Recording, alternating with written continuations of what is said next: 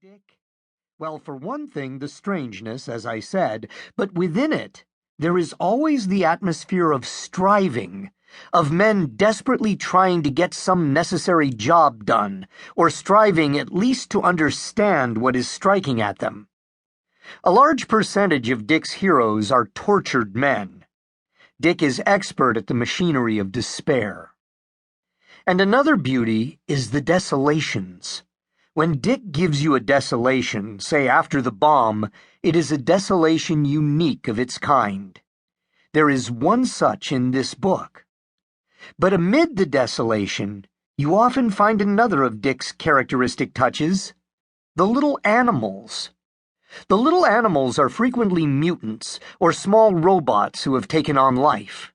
They are unexplained, simply noted by another character in passing.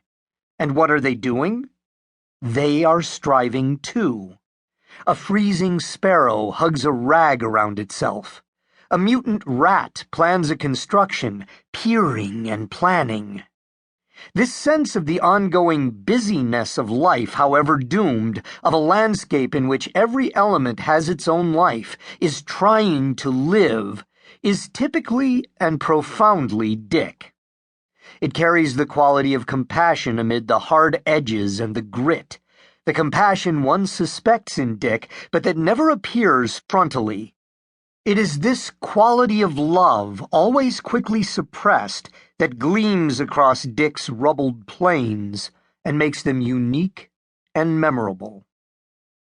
James Tiptree, Jr., December 1986.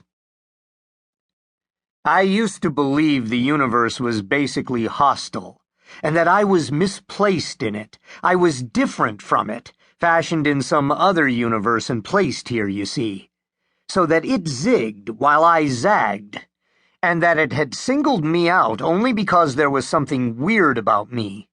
I didn't really groove with the universe. I had a lot of fears that the universe would discover just how different I was from it. My only suspicion about it was that it would find out the truth about me and its reaction would be perfectly normal. It would get me. I didn't feel that it was malevolent, just perceptive. And there's nothing worse than a perceptive universe if there's something weird about you. But this year I realized that that's not true, that the universe is perceptive, but it's friendly. I just don't feel that I'm different from the universe anymore. Philip K. Dick in an interview, 1974, from Only Apparently Real.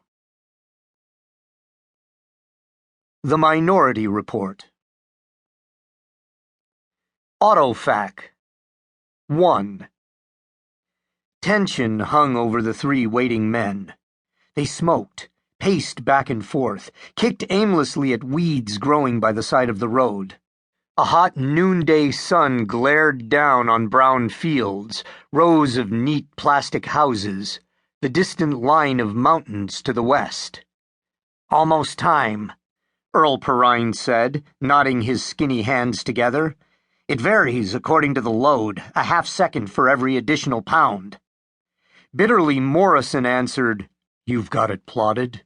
You're as bad as it is. Let's pretend it just happens to be late." The third man said nothing. O'Neill was visiting from another settlement. He didn't know Precrime and Morrison well enough to argue with them. Instead, he crouched down and arranged the papers clipped to his aluminum checkboard. In the blazing sun, O'Neill's arms were tanned, furry, glistening with sweat. Wiry, with tangled gray hair, horn-rimmed glasses, he was older than the other two. He wore slacks, a sports shirt, and crepe-soled shoes. Between his fingers, his fountain pen glittered, metallic and efficient. "What are you writing?" Precrime grumbled. "I'm laying out the procedure we're going to employ," O'Neill said mildly.